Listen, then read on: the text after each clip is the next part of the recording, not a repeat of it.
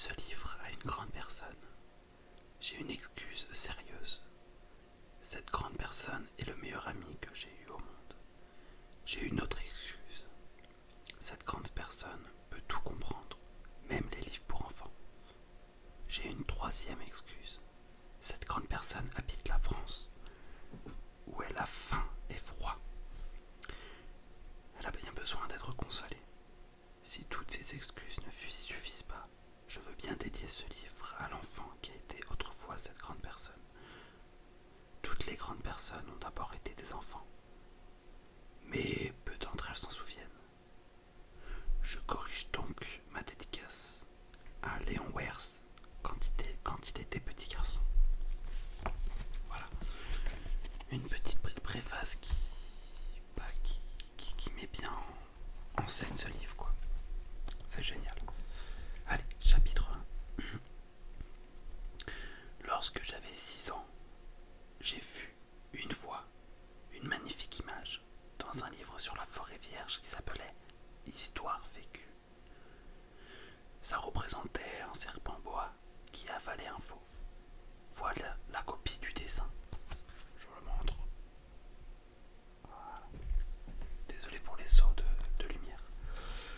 On disait dans le livre, les serpents bois avalent leur proie tout entière sans la mâcher. Ensuite, ils ne peuvent plus bouger et ils dorment pendant les 6 mois de leur digestion. J'ai alors beaucoup réfléchi sur les aventures de la jungle et, à mon tour, j'ai réussi. Avec un crayon couleur à tracer mon premier dessin. Mon dessin numéro 1, il était comme ça. Voilà. J'ai montré mon chef-d'œuvre aux grandes personnes et je leur ai demandé si mon dessin leur faisait peur. Elles m'ont répondu. Pourquoi un chapeau ferait-il peur? Mon dessin ne représentait pas un chapeau. Il représentait un serpent bois qui digérait un éléphant. Alors j'ai dessiné l'intérieur du serpent bois afin que les grandes personnes puissent comprendre. Elles ont toujours besoin d'explications. Mon numéro 2 était comme ça. Les grandes personnes m'ont conseillé de laisser de côté le dessin de serpent boa ouvert ou fermé et de m'intéresser plutôt à la géographie, à l'histoire, au calcul et à la grammaire. C'est ainsi que j'ai abandonné, à l'âge de 6 ans, une magnifique carrière de peintre. J'avais été découragé par l'insuccès de mon dessin numéro 1 et de mon dessin numéro 2. Les grandes personnes ne comprennent jamais rien toutes seules, et c'est fatigant pour les enfants de toujours et toujours leur donner des explications. J'ai donc dû choisir un autre métier, et j'ai appris à piloter des avions. J'ai volé un peu partout dans le monde, et la géographie, c'est exact, m'a beaucoup servi. Je savais reconnaître, du premier coup d'œil, la Chine de l'Arizona. C'est très utile si l'on est égaré pendant la nuit. J'ai ainsi eu au cours de ma vie des tas de contacts avec des tas de gens sérieux. J'ai beaucoup vécu chez les grandes personnes. Je les ai vus de très près. Ça n'a pas trop amélioré mon opinion. Quand j'en rencontrais une qui me paraissait un peu lucide, je faisais l'expérience sur elle de mon dessin numéro 1 que j'ai toujours conservé. Je voulais savoir si elle était vraiment compréhensive. Mais toujours elle me répondait « C'est un chapeau ». Alors je ne lui parlais ni de serpent, boa, ni de forêt vierge, ni d'étoiles. Je me mettais à sa portée. Je lui parlais de bridge, de golf, de politique et de caravate. Et la grande personne était bien contente de connaître un homme aussi raisonnable. Chapitre numéro 2. J'ai ainsi vécu seul, sans personne avec qui parler véritablement, jusqu'à une panne dans le désert du Sahara il y a 6 ans. Quelque chose s'était cassé dans mon moteur, et comme je n'avais avec moi ni mécanicien, ni passager, je me préparais à essayer de réussir tout seul une réparation difficile. C'était pour moi une question de vie ou de mort. J'avais à peine de l'eau à boire pour 8 jours. Le premier soir, je me suis donc endormi sur le sol à 1000 miles de toute terre habitée. J'étais bien plus isolé qu'un naufragé sur le radeau au milieu de l'océan. Alors vous imaginez ma surprise au lever du jour quand une drôle de petite voix m'a réveillé. Elle disait « S'il vous plaît, dessine-moi un mouton. » Dessine-moi un mouton.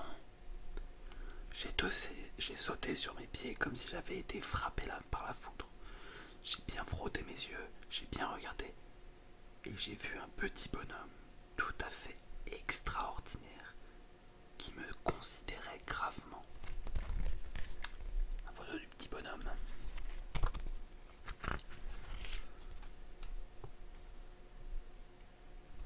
Voilà le meilleur portrait que plus tard j'ai réussi à faire de lui. Mais mon dessin, bien sûr, est beaucoup moins ravissant que le modèle. Ce n'est pas ma faute. J'avais été découragé dans ma carrière de peintre par les grandes personnes à l'âge de 6 ans et je n'avais rien appris à dessiner, sauf les boas fermés et les boas ouverts. Je regardais donc cette apparition avec des yeux tout ronds d'étonnement. N'oubliez pas que je ne me trouve qu'à 1000 miles de toute terre habitée. Or, mon petit bonhomme ne me semblait ni égaré, ni mort de fatigue, ni mort de faim, ni mort de soif, ni mort de peur. Il n'avait en rien l'apparence d'un enfant perdu au milieu du désert, à 1000 miles de toute région habitée.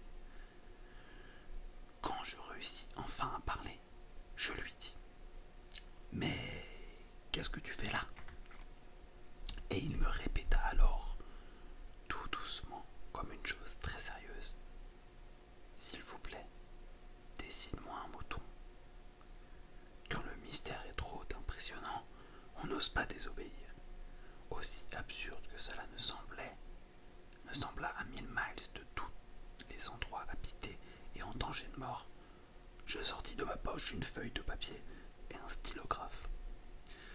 Mais je me rappelais alors que j'avais surtout étudié la géographie, l'histoire, le calcul et la grammaire, et je dis au petit bonhomme que je ne savais pas dessiner.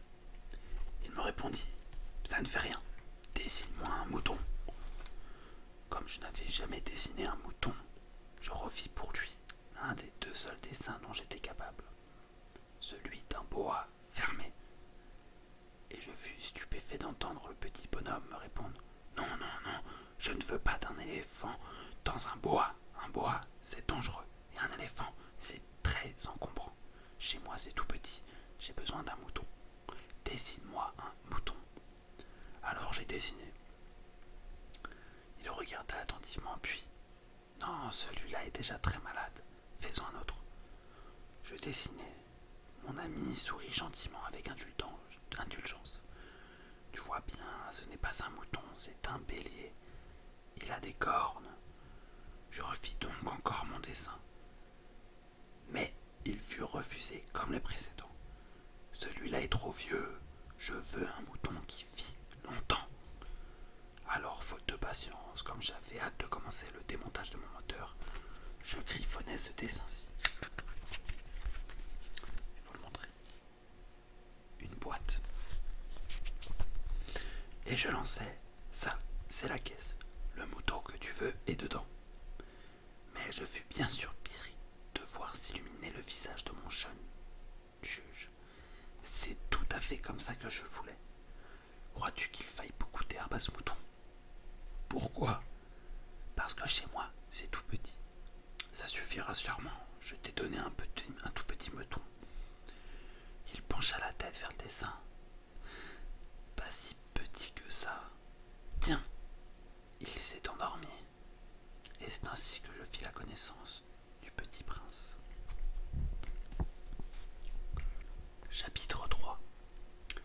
Il me fallut longtemps pour comprendre d'où il venait.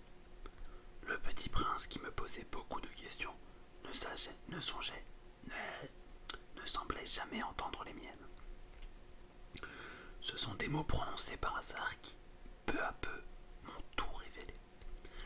Ainsi, quand il aperçut pour la première fois mon avion, Je ne dessinerai pas mon avion, c'est un dessin beaucoup trop compliqué pour moi.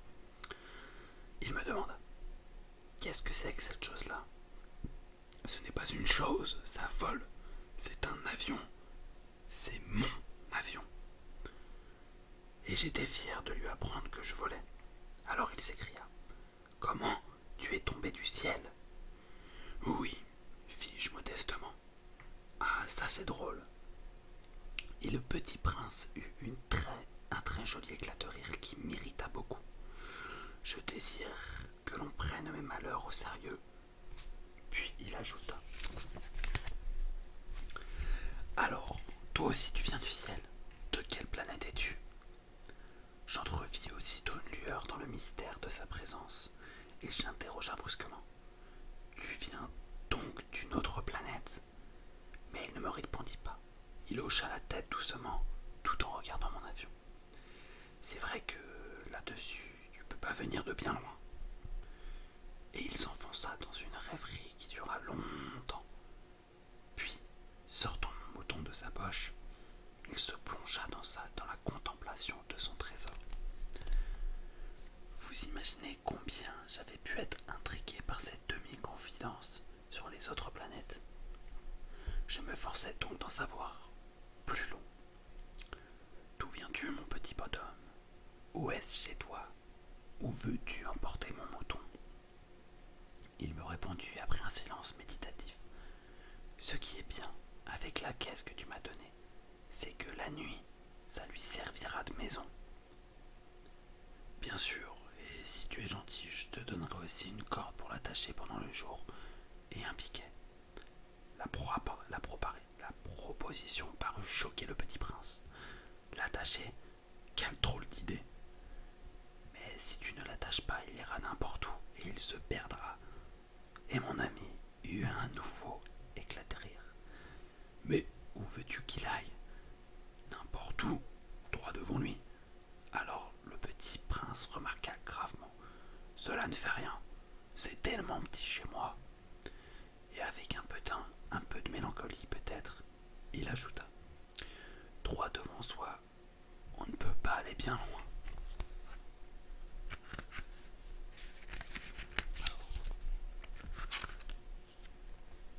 Le chapitre 4, et ça sera le dernier pour cette vidéo. J'avais ainsi appris une seconde chose très importante, c'est que sa planète d'origine était à peine plus grande qu'une maison. Ça ne pouvait pas m'étonner beaucoup, je savais bien qu'en dehors des grosses planètes comme la Terre, Jupiter, Mars, Vénus, auxquelles on a donné des noms, il y en a des centaines d'autres qui sont quelquefois si petites qu'on a beaucoup de mal à les apercevoir au télescope. Quand un astronome découvre l'une d'elles, il lui donne pour nom un numéro. Il l'appelle par exemple l'astéroïde 325. J'ai de sérieuses raisons de croire que la planète d'où venait le petit prince était l'astéroïde B612. Cet astéroïde n'a été aperçu qu'une fois au télescope en 1909 par un astronome turc. Il avait fait alors une grande démonstration de sa découverte à un congrès international de l'astronomie. Mais personne ne l'avait cru à cause de son costume. Les grandes personnes sont comme ça. Heureusement pour la réputation de l'astéroïde B612, un dictateur turc imposa à son peuple, sous peine de mort, de s'habiller à l'européenne. L'astronome refit sa démonstration en 1920 dans un habit très élégant. Et cette fois-ci, tout le monde le fut. Tout le monde fut de son avis. Si je vous racontais ces détails sur l'astéroïde B612 et si je vous ai confié son numéro, c'est à cause des grandes personnes. Les grandes personnes aiment les chiffres. Quand vous leur parlez d'un nouvel ami, elles ne vous questionnent jamais sur l'essentiel. Elles ne vous disent jamais quel est le son de sa voix, quels sont les jeux qu'il préfère, est-ce qu'il collectionne les papillons, et vous demandent quel âge a-t-il, combien a-t-il de frères, combien pèse-t-il, combien gagne son père. Alors seulement, elles croient le connaître. Si vous dites aux grandes personnes: j'ai vu une belle maison, un brick rose, roses avec de géraniums aux fenêtres et des colombes sur le toit. Elles ne parviennent pas à s'imaginer cette maison. Il faut leur dire, j'ai vu une maison de 100 000 francs. Alors elles s'écrient, comme c'est joli. Ainsi, si vous leur dites la preuve que le petit prince a existé et qu'il était ravissant, qu'il riait et qu'il voulait un mouton. Quand on veut un mouton, c'est la preuve qu'on existe. Elles hausseront les épaules et vous traiteront d'enfant. Mais si vous leur dites la planète d'où il venait est l'astéroïde B612, alors elles seront convaincues et elles vous laisseront tranquille avec leurs questions. Elles sont comme ça, et il ne faut pas leur en vouloir. Les enfants doivent être très indulgents envers les grandes personnes. Mais bien sûr, nous qui comprenons la vie, nous nous moquons bien des numéros. J'aurais aimé commencer cette histoire de la façon des contes de fées. J'aurais aimé dire, il était une fois un petit prince qui habitait une planète à peine plus grande que lui et qui avait besoin d'un ami. Pour ceux qui comprennent la vie, ça aurait l'air beaucoup plus vrai, car je n'aime pas qu'on lise mon livre à la légère. J'éprouve tant de chagrin à raconter ses souvenirs. Il y a 6 ans déjà que mon ami s'en est allé avec son mouton. Si j'essaye ici de le décrire, c'est afin de ne pas l'oublier. C'est triste d'oublier un ami. Tout le monde n'a pas eu un ami. Et puis je venais venir comme les grandes personnes qui ne s'intéressent plus qu'aux chiffres. C'est donc pour ça, encore, que j'ai acheté une boîte de couleurs et des crayons. C'est dur de se remettre au dessin, à mon âge, quand on n'a jamais fait d'autres tentatives que celle d'un boa fermé et celle d'un boa ouvert à l'âge de 6 ans. J'essaierai bien sûr de faire des portraits le plus ressemblants possible, mais je ne suis pas tout à fait certain de réussir. Un dessin va et l'autre ne ressemble plus. Je me trompe un peu aussi sur la taille. Ici, le petit prince est trop grand. Là, il est trop petit. J'hésite aussi sur la couleur de son costume. Alors je tâtonne comme ceci et comme ça.